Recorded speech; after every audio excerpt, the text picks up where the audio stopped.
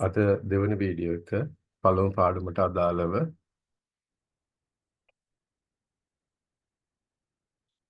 අපි අද ඉස්සෙල්ලාම බලන්නේ ආර්ථික විද්‍යාවේ පදනම කුමක්ද කියලා. අපි දැනගන්න ඕනේ මෙන්න මේ පදනම කියන වචනේ තේරුම මොකක්ද කියන එක. දැන් මම උදාහරණයක් කියන්නම්කෝ. දැන් අපි උදාහරණයක් විදිහට ගත්තොත් එහෙම ගියක් අරගත්තොත් එහෙම ඒගේ පදනම් වෙලා තියෙන්නේ මොකක් මතද කියන කරුණ. දැන් ගයක් වුණාම ඒගේ පදනම් වෙලා තියෙන්නේ ශක්තිමත් අත්තිවාරමක් නැත.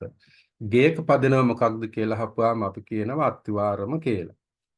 එතකොට ආර්ථික විද්‍යාව පදනම් වෙන්නේ මොකක් මතද කියලා අහපුවාම දැන් මේ සටහන ලියාගෙන ළමයින්ට ලියා ගන්න පුළුවන්. ඒකේ උත්තරේ තමයි අපි කියන්නේ ආර්ථික විද්‍යාවේ පදනම හිඟකම්. එතකොට අපි දැන් විභාග ප්‍රශ්නයකදී ආර්ථික විද්‍යාවේ පදනම කුමක්ද කියලා අහපුවාම හිඟකම කියලා ලියලා එතකොට හිඟකම කියන එකේ අපි අර්ථකථනයක් කරනවා. හැබැයි අපි තාම හිඟකම කියන මාතෘකාව ඉගෙන ගන්න පටන් ගත්තේ නැහැ. අපි ඉස්සරහදී හිඟකම කියන මාතෘකාව ආවස්තික පිරිවැය කියන මාතෘකාව අධ්‍යයනය කිරීම කරනවා. හරි. එතකොට හිඟකම කියලා කියන්නේ අපිට තියෙනවා අසීමිත මිනිස් උවමනාවන් තියෙනවා. අසීමිත මිනිස් උවමනාවන් තියෙනවා. මේ අකුරු නම් පොඩ්ඩක් ලියවෙනවා කැත්තට පේන්නේ. හේතුව තමයි මවුස් එකෙන් ලියන්නේ. ඒක තමයි හේතුව. හරි. අසීමිත මිනිස් උවමනාවන් තියෙනවා. ඒ උවමනාවන් ඉෂ්ට කර ගැනීමට පවතින සම්පත්, ඒ කියන්නේ නිෂ්පාදන ක්‍රියාවලිය සඳහා යොදවා ගන්න පුළුවන් සම්පත් ප්‍රමාණය නිශ්චිත බවක් තියෙනවා. සීමිත බවක් තියෙනවා. මේ නිසා මේ දෙක අතර පරතරයක් ඇති වෙනවා. ඒ පරතරයට තමයි අපි හිඟකම කියලා කියන්නේ. ඒතර හිඟකමට හේතු දෙකයි තියෙන්නේ. එකක් තමයි අසීමිත මිනිස්සුවමනා, දෙවෙනි එක තමයි සීමිත සම්පත්. එතකොට අපි මෙතන ලිව්වනම් හරි අසීමිත මිනිස්සුවමනාවන් ඉටු කර ගැනීමට පවතින සම්පත්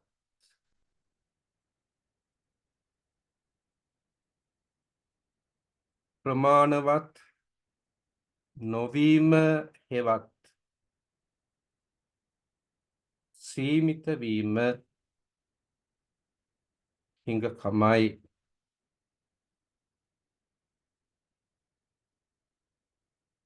හිඟකමට හේතු දෙකකි. එක මිනිස් උවමනා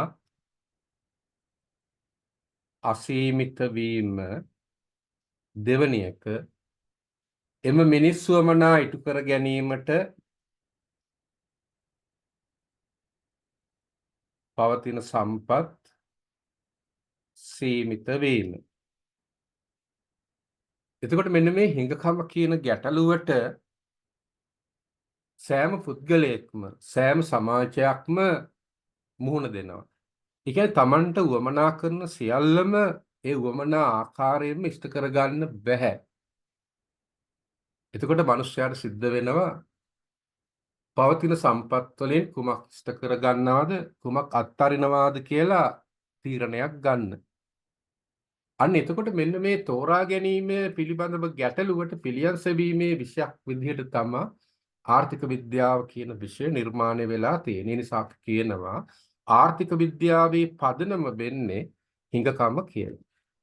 ආර්ථික විද්‍යාවේ පදනම වෙන්නේ හිඟකම.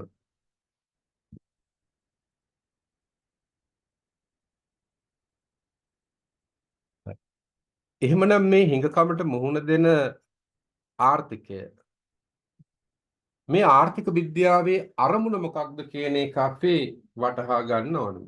ආර්ථික විද්‍යාවේ අරමුණ මොකක්ද කියන්නේ? දැන් මිනිස් ජීවිතයක අරමුණ තියෙනවා. ඒ වගේම ආර්ථික විද්‍යාවේ අරමුණ මොකක්ද? එකක් තමයි පුතේ මූලික වශයෙන්ම අරගත්තාම මේ ලෝකේ ජීවත් වෙන මිනිස්සු නිරෝගීව සතුටින් වැඩි කලක් ජීවත් වෙන්න ඕනේ ප්‍රසන්න පරිසරයක් තුලදී. නමුත් මේ වැඩි කාලයක් ප්‍රසන්න පරිසරයක් තුළ ජීවත් වීමේ හැකියාවට බාධා වෙන ප්‍රධානතම සාධකයේ තමයි හිඟකම කියලා කියන්නේ. ඒ නිසා මිනිස්සුන්ගේ සතුට අහිමි වෙනවා. එතකොට ඒ අහිමි වෙන සතුට පුළුවන් ආකාරයකින් සතුට වැඩි කර ගැනීම, සතුටටපත් වීම, තෘප්තිය වැඩි කර ගැනීමට කුමක්ද කරන්නේ? ඊළඟ හිඟ සීමිත සම්පත් වලින් අසීමිත මිනිස්සුවමනාවන් ඉෂ්ට වෙන විදිහට භාණ්ඩ හා සේවා ප්‍රවාහයක් අපි බිහි කර ගන්න ඕන. අන්න එතකොට අර අහිමි වෙලා තියෙන සතුටේ යම් කිසි ප්‍රමාණයක් අපිට ඉෂ්ට කරගන්න පුළුවන් හැකියාව තියෙනවා. ඒතර මතක තියාගන්න ඕනේ අපිට උවමනාවන් කියන එක අපිට බෙදා ගන්න පුළුවන් එකක් භෞතික, අභෞතික කියලා බෙදා ගන්න පුළුවන්. ලෞකික, අලෞකික කියලා බෙදා ගන්න පුළුවන්. ආදරය, කරුණාව, දයාව වගේ දේවල් අපි වැඩි මේ විෂය තුල අවධානය යොමු නොකර භෞතික අවශ්‍යතා සහ උවමනා ඉටු කර ගැනීමට කටයුතු කිරීම පිළිබඳව තමයි අවධානය යොමු කරන්නේ. එතකොට ආර්ථික විද්‍යාවේ අරමුණ කුමක්ද කියන අහන සරල ප්‍රශ්නයට උත්තරේ අපිට සරලවම දෙන්න පුළුවන්. උපයෝගීතාවය උපරිම කිරීම. එතකොට ආර්ථික විද්‍යාවේ අරමුණ මොකක්ද?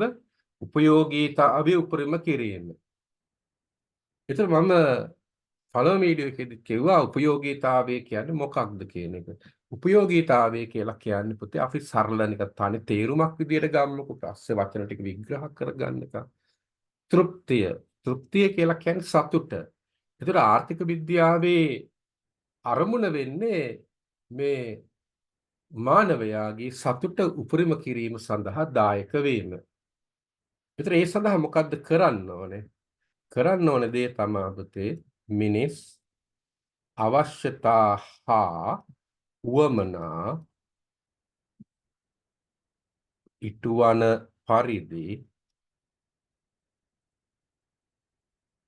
භාණ්ඩ හා සේවා ප්‍රවාහයක් බිහි කිරීම මගින් මෙම අරමුණ ඉටු වේ.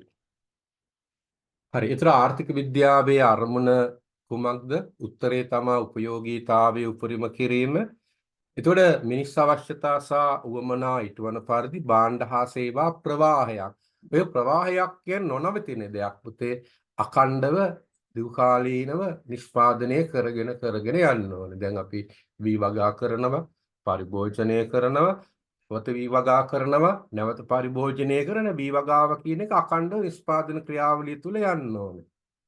ඉතින් ඒක තමයි අපි ප්‍රවාහය කියන එකෙන් මූලික වශයෙන් අදහස් කරන්නේ. එතකොට ආර්ථික විද්‍යාවේ ආරමුණ මොකද්ද? උත්තරේ තමයි උපයෝගීතාවය උපරිම කිරීම. අපි ඊළඟට බලන්න ඕනේ පුතේ එහෙමනම් මේ ආර්ථික විද්‍යාවේ අරමුණ මේකනම් ආර්ථික විද්‍යාවේ කාර්යභාරය කුමක්ද කියලා. ඒ කියන්නේ ආර්ථික විද්‍යාවේ කාර්යභාරය.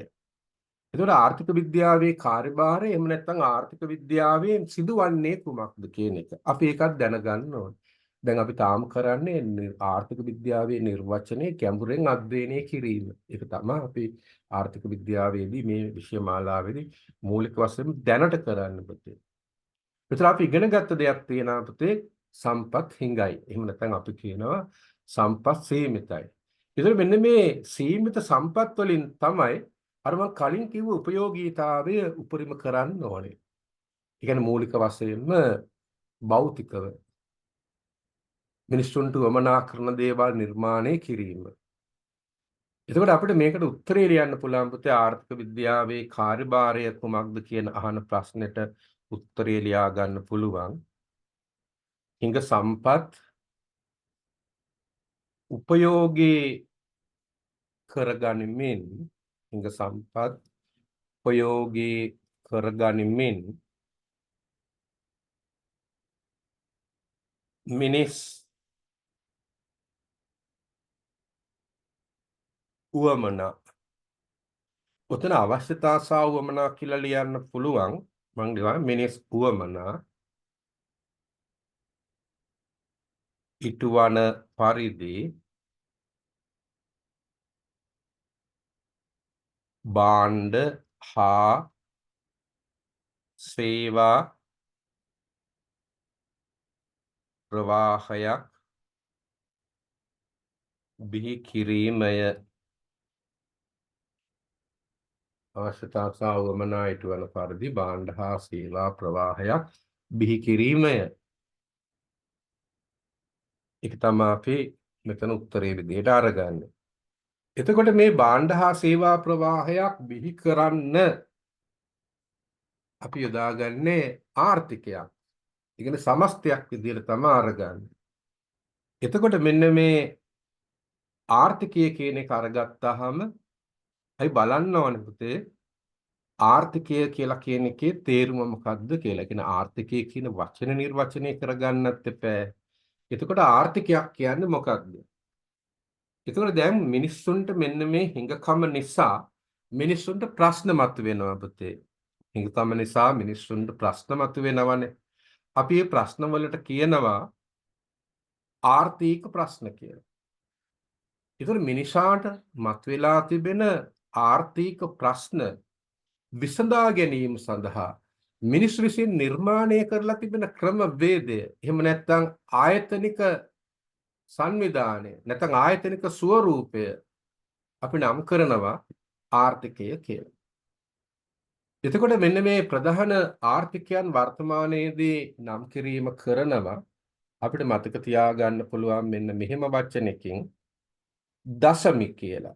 ඒ කියන්නේ ධනවාදී සමාජවාදී මිශ්‍ර කියන ප්‍රධාන වර්ගීකරණය තමයි තියෙන්නේ. මේ වර්ගීකරණය පරණ සිලබස් එකේදී මෙහෙම නෙමෙයි තිබුණේ. ආර්ථිකයන් පහකට වර්ගීකරණය කරලා තිබුණා. ඊටත් කලින් මේ තුන විතරමයි තිබුණේ. ඊට පස්සේ 2019 පස්සේ නැවත විශේෂ සම්පාදක මණ්ඩලය ප්‍රධාන ආර්ථිකයන් වර්ග කරන්නේ ධනවාදී සමාජවාදී මිශ්‍ර කියන එක අපිට දීලා තියෙනවා. ඒතර අපි ඒ තුන ඉගෙන ගන්න. හැබැයි ඒ තුන ඇතුලේ වර්තමානයේ තුල වෙනස් ස්වරූපයේ ආර්ථිකයන් බිහි වෙලා තියෙනවා. ඒතර ඒවා අධ්‍යයනය කිරීමක් අපි වෙනම ආර්ථික සංවිධාන කියන පාඩම ඇතුලේදී කරනවා. එහෙනම් අපි මෙතන ලියාගමු මුතේ ආර්ථිකයක් කියන්නේ කුමක්ද කියන ප්‍රශ්නෙට උත්තරේ. හරි. ලියමු කියනවා. මිනිසාට පවතින ආර්ථික ප්‍රශ්න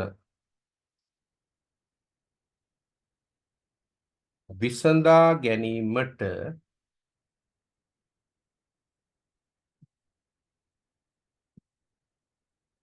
මිනිසා විසින්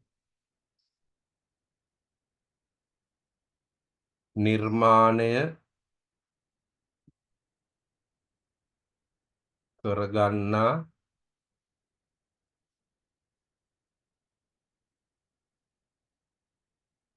සංවිධාන ව්‍යුහය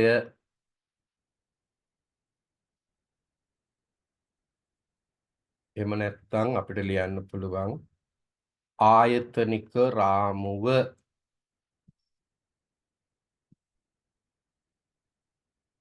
ආර්ථිකයක් ලෙස හැඳින්වේ.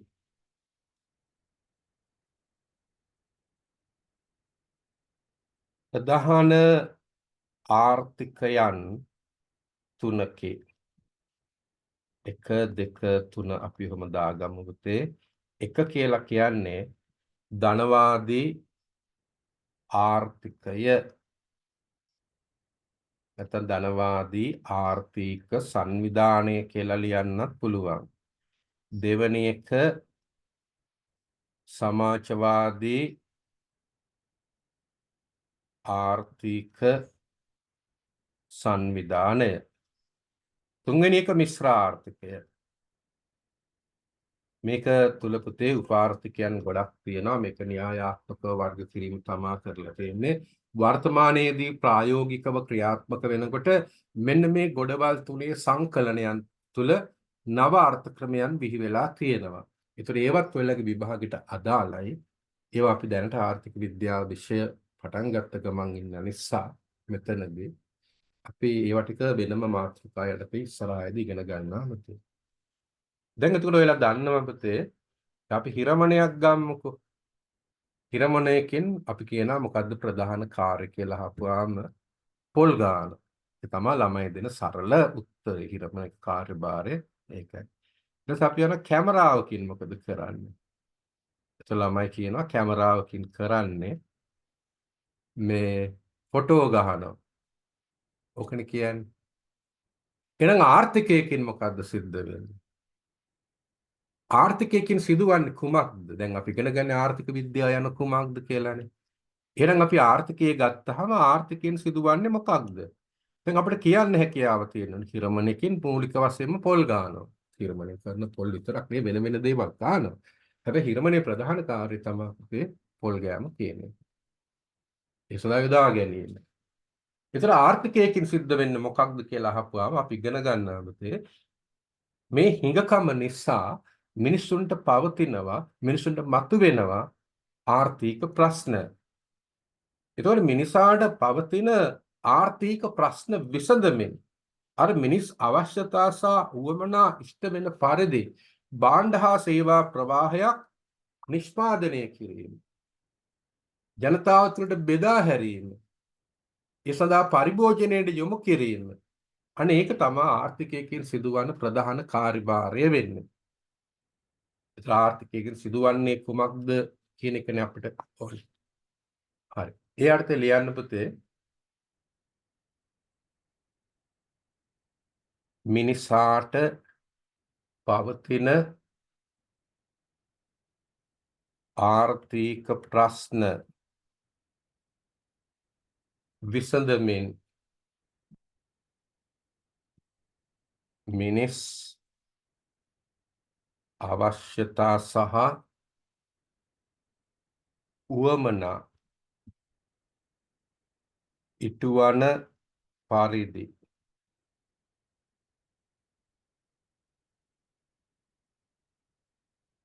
භාණ්ඩ හා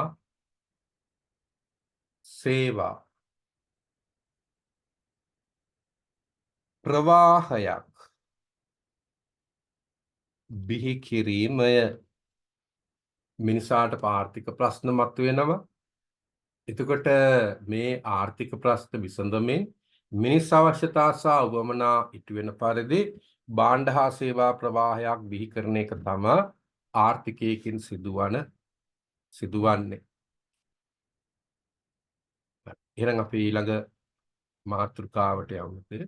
ඊට පස්සේ අපි දැනගන්න ඕනේ ආර්ථික හැසිරීම කියලා කියන්නේ මොකක්ද කියලා.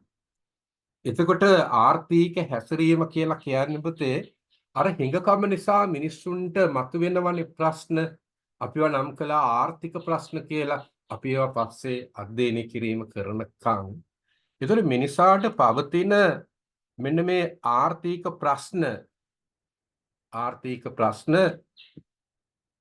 විසඳා ගැනීම සඳහා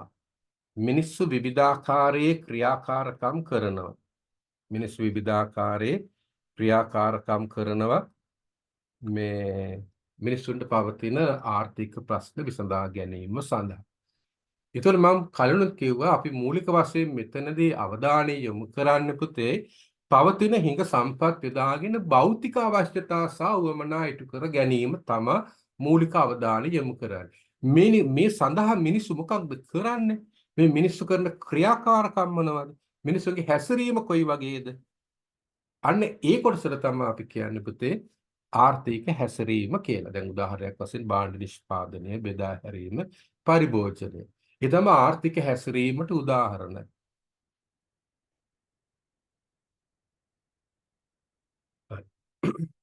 ඊළඟට අපි තව තේරුම් ගන්න ඕනේ වචනයක්. අපි ආර්ථික විද්‍යාව ගැඹුරින් අධ්‍යයනය කරන්න හදන්නේ පුතේ. උසස් පෙළ විභාගයේ ලකුණු 100ට 100ක ඉලක්කයට අපි යන්න මේ උත්සාහ කිරීම කරන්නේ. එතකොට අපි බලනවා මෙතන ආර්ථික පැතිකඩ කියන්නේ මොකක්ද කියලා ඊළඟට. ආර්ථික පැතිකඩ. ඒක හරි වචනයක් පුතේ. ආර්ථික පැතිකඩ. ඒතර ආර්ථික පැතිකඩ කියන වචනේ අරගත්තාම දැන් අපි දන්නවා ආර්ථිකය දන්නවනේ පුතේ. මේ තමයි පැතිකඩ කියන එකෙන් අදහස් කරන්නේ. එතකොට ආර්ථික පැතිකඩ කියන එකෙන් අදහස් කරන්නේ අර කලින් කිව්ව ආර්ථික විද්‍යාවේ අරමුණ ඉටු කරගන්න. ඒ කියන්නේ අපේ ආර්ථික විද්‍යාවේ අරමුණ තමයි උපයෝගීතාවයේ උපරිම කිරීම. එතකොට මේ සඳහා මොකද්ද කරන්නේ? අන්න එතකොට අපි මූලික වශයෙන්ම කරන්නේ ආර්ථික විද්‍යාව තුළදී පුතේ භාණ්ඩ හා සේවා ලියා ගන්න එපා. භාණ්ඩ හා සේවා නිෂ්පාදනය බෙදා හැරීම අපිට ඒකට කියන්න පුළුවන් හුවමාරුව කියලා. ඊට පස්සේ පරිභෝජනය. අන්න එහා සම්බන්ධ මිනිස් හැසිරීම. ඔන්න ඔය කියන සේරම ටික එකතු කරලා අපි භාවිතා කරන තනිපදයේ තමා පුතේ ආර්ථික පැතිකඩ කියන එකෙන් අදහස් කරන්නේ. ඒ කියන්නේ ආර්ථික විද්‍යාවේදී අපි අවධානයට ලක් කරන්නේ ආර්ථික තුල භාණ්ඩ නිෂ්පාදනය, හුවමාරුව, පරිභෝජනය කියන ප්‍රධාන කාර්යයන් ටික තමයි මූලික වශයෙන් අවධානය යොමු කරන්නේ. එතකොට මෙන්න මේ භාණ්ඩ හා සේවා නිෂ්පාදනය, හුවමාරුව, පරිභෝජනය හා සම්බන්ධ මිනිස් හැසිරීම තියෙනවනේ. මෙන්න මේ මිනිස් හැසිරීමට තමයි අපි කියන්නේ ආර්ථික පැතිකඩ කියලා. එතකොට අපි මෙතන කෙටියෙන් ලියමු පුතේ. ආර්ථික පැතිකඩ යනු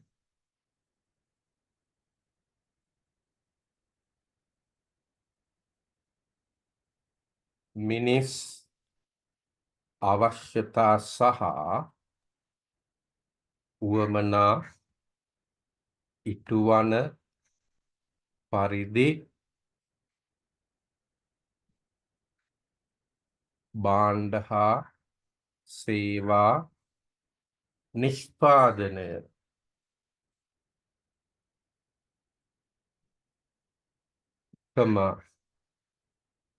හුවමාරුව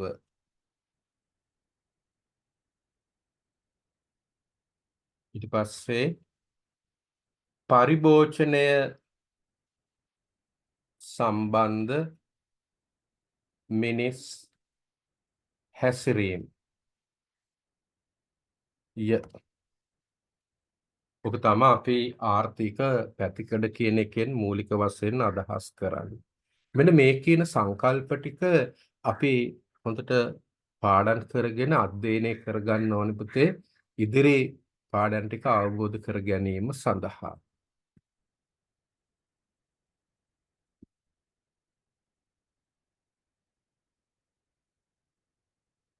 හොඳයි. එවනම් අදට මේ මූලික හැඳින්වා දීම අවසන් වෙනවා. නැවත අපි වීඩියෝ එකකින් හමු වෙමු.